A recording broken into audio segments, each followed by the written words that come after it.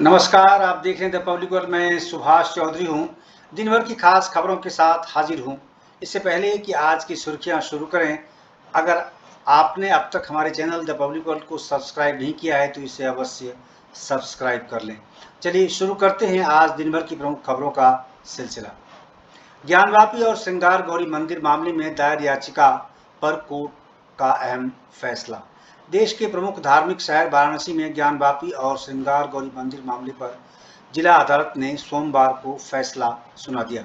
ज्ञानवापी श्रृंगार गौरी पोषणीयता मामले में फैसला सुनाते हुए अदालत ने कहा कि इस मुकदमे की सुनवाई होगी, यानी जो दायर की गई थी याचिका वह वैध मानी गई, सुनवाई की योग्य मानी गई।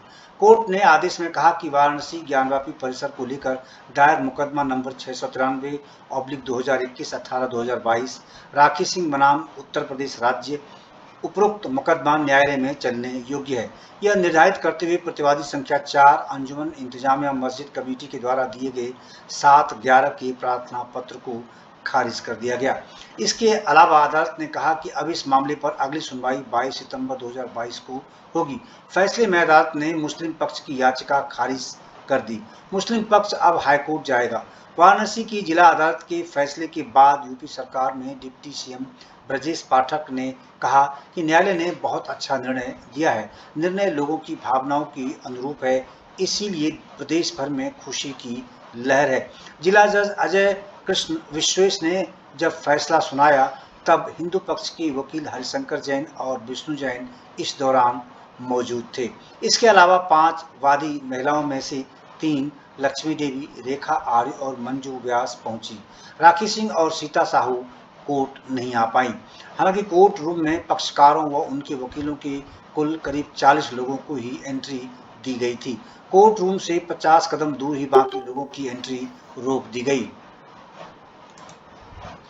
आपको बता दें कि 18 अगस्त 2021 को विश्व वैदिक सनातन संघ के प्रमुख जितेंद्र सिंह विसेन के नेतृत्व में राखी सिंह सहित 5 महिलाओं ने सिविल जज सीनियर डिवीजन रवि कुमार दिवाकर की कोर्ट में एक मुकदमा दाखिल किया था। इस मुकदमे में 5 महिलाओं ने मांग की थी कि ज्ञानवापी परिसर स्थित मां श्रृंगार गौरी के मंदिर में नियमित दर्शन पूजन की अनुमति मिले।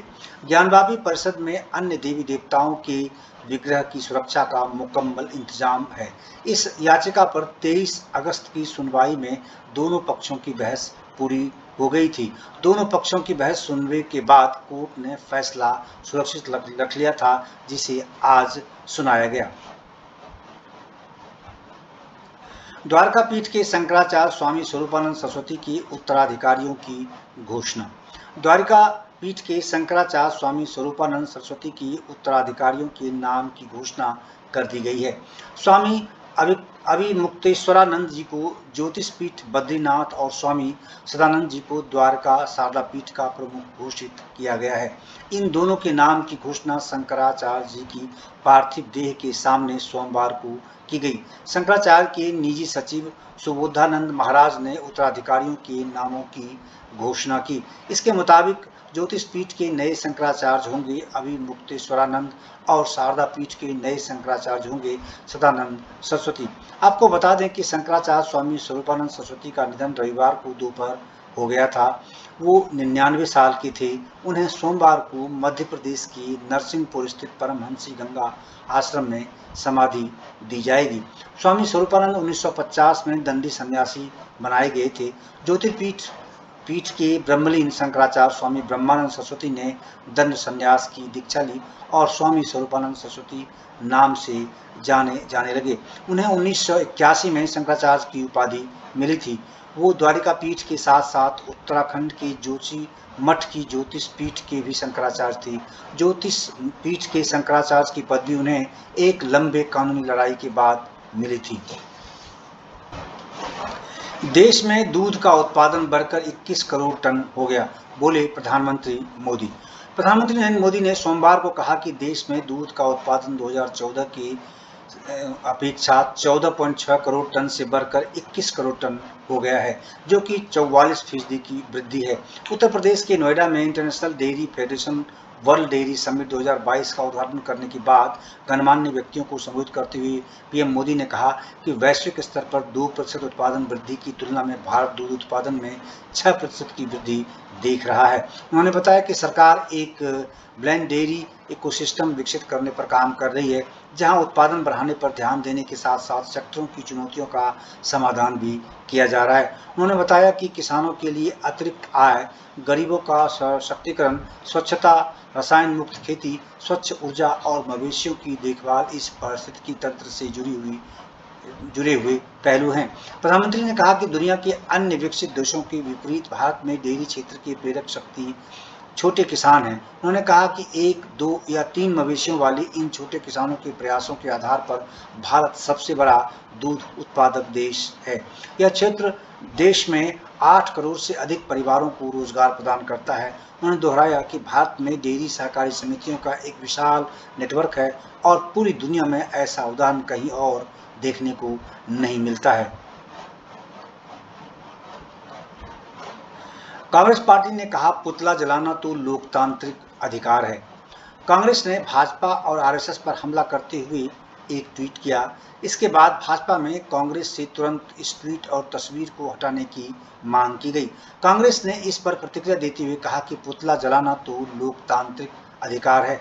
हमने सिर्फ कार्टून के माध्यम से तोड़ने वालों की जलन को दिखाया है। देश को जलाने वाले प्रतीकात्मक रूप से एक निक्कर के जलते दिखाए जाने पर इतने परेशान क्यों हैं? कांग्रेस द्वारा किए गए ट्वीट और तस्वीर की तीखी आलोचना करते हुए भाजपा ने यह आरोप लगाया है कि राहुल गांधी इस तस्वीर के जरिए देश में हिंसा फैलाना चाहते हैं। उन्होंने आरोप लगाया कि गांधी परिवार के कहने पर कांग्रेस ने संघ और भाजपा की विचारधारा से जुड़े लोगों की हत्या करने के लिए लोगों को उकसाने का काम किया है। कांग्रेस नेता जयराम रमेश ने भाजपा पर हमला बोलते हुए कहा कि जो कांग्रेस मुक्त भारत की बात करते हैं, उन्हें पुतला जलाने से परेशानी क्यों है और वे हमसे जवाब क्यों मांग रहे हैं? जवाब तो उन्हें देना है जिन्होंने गांधी की हत्या की। जो गूडसे का समर्थन करते हैं उसे अपना आदर्श बताते हैं। जवाब तो उन्हें देना है जो देश को तोड़ने में लगे हुए हैं।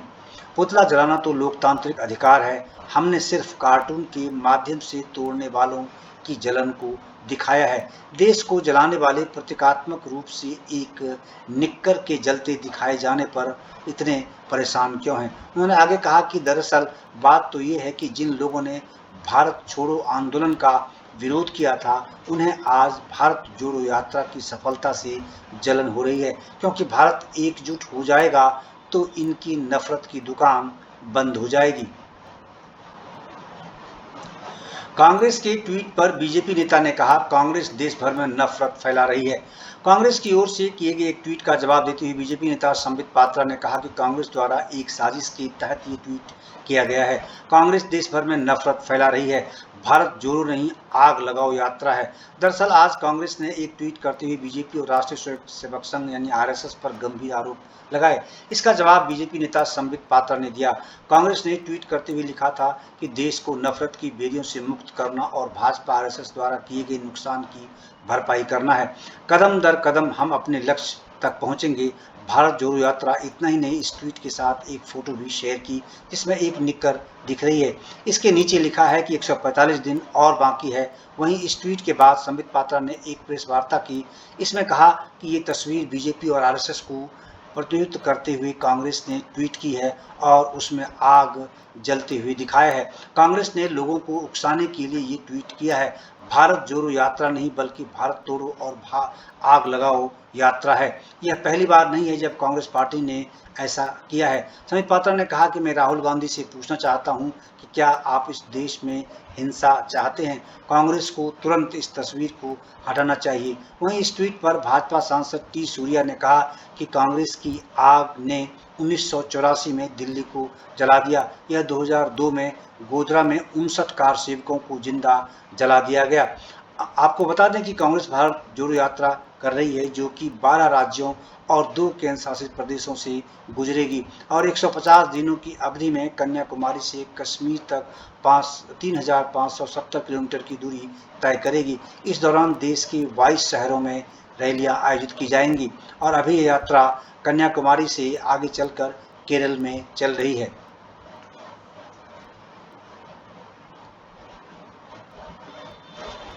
अहमदाबाद स्थित आम आदमी पार्टी के दफ्तर पर गुजरात पुलिस का छापा। गुजरात में अहमदाबाद स्थित आम आदमी पार्टी के दफ्तर पर छापे के दावों के बीच दिल्ली के डिप्टी सीएम मनीष सिसोदिया ने कहा है कि पुलिस ने पार्टी कार्यकर्ताओं को धमकी दी है। उन्होंने कहा कि जैसे ही अरविंद केजरीवाल गुजरात पहुंचे, पुलिस हमारे अहमदाबाद दफ्तर रेड करने पहुंच गई। 2 घंटे की तलाशी के बाद भी कुछ नहीं मिला।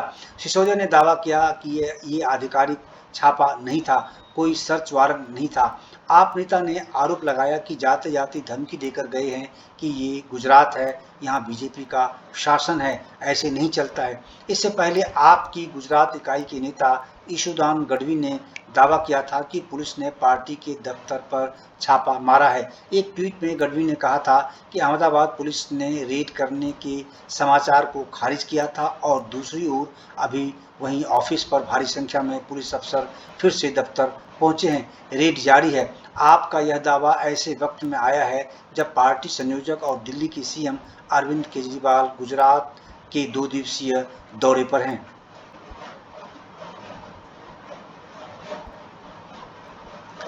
सोनाली फोगाट मौत मामले की सीबीआई जांच होगी।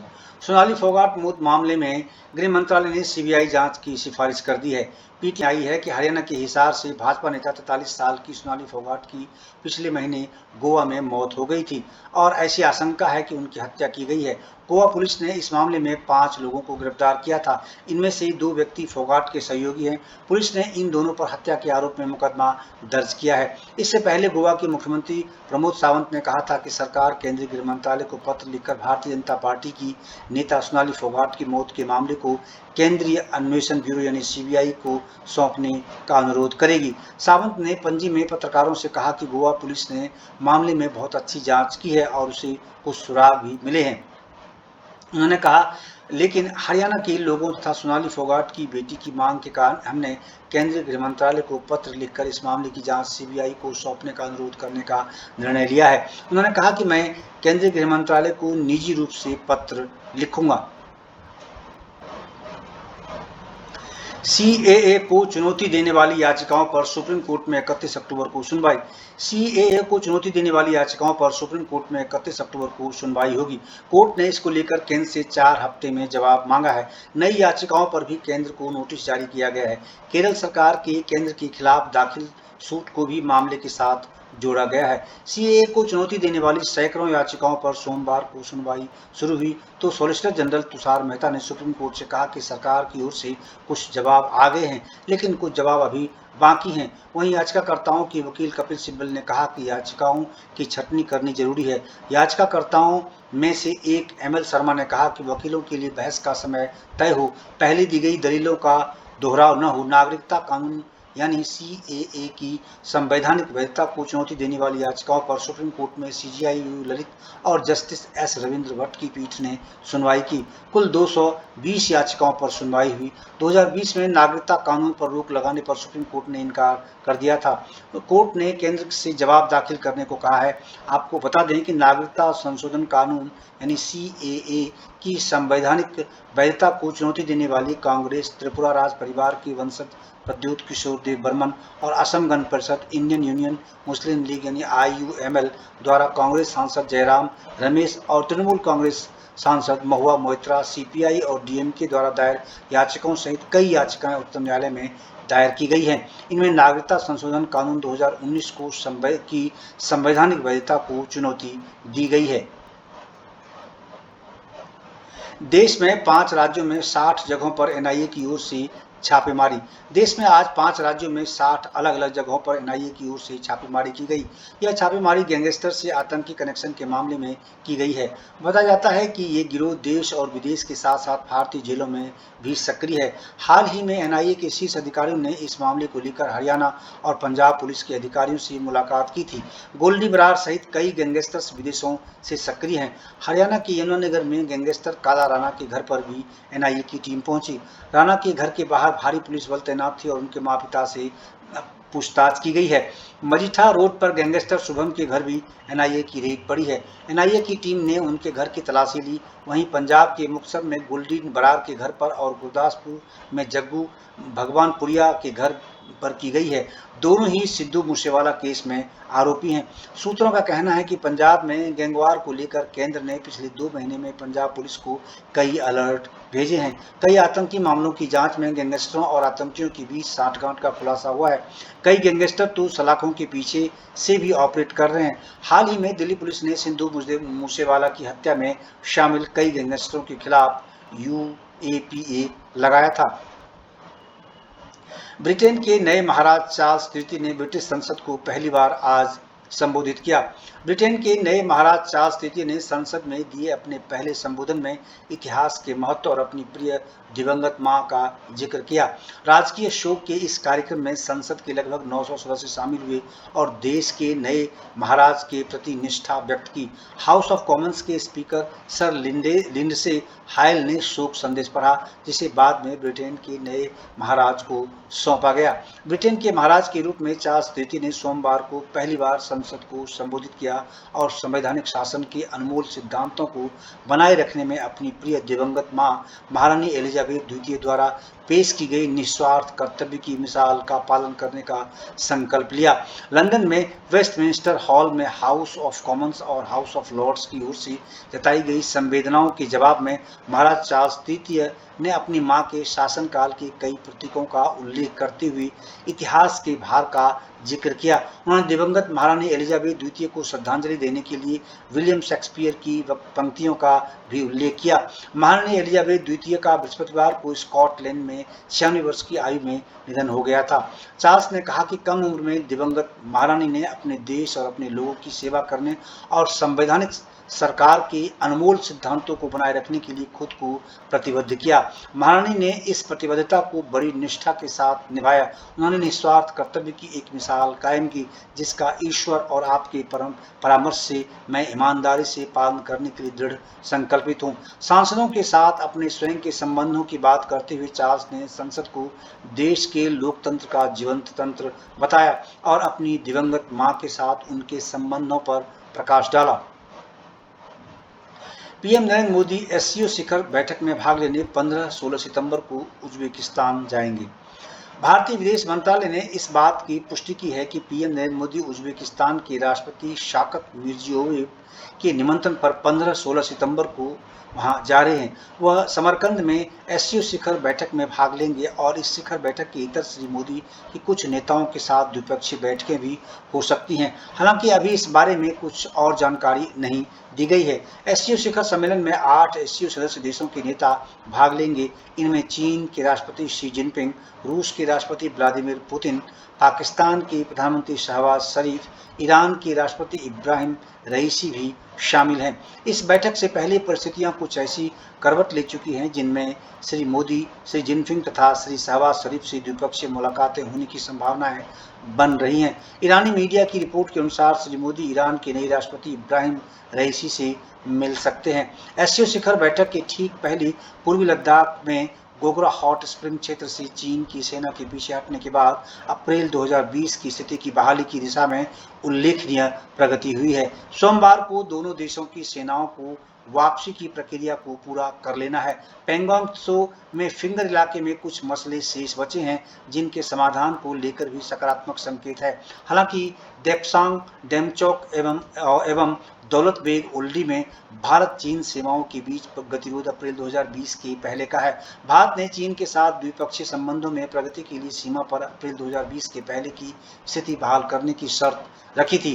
गोगरा हॉट स्प्रिंग में प्रगति के से भारत एवं चीन के नेताओं की मुलाकात के लिए अनुकूल माहौल बना है।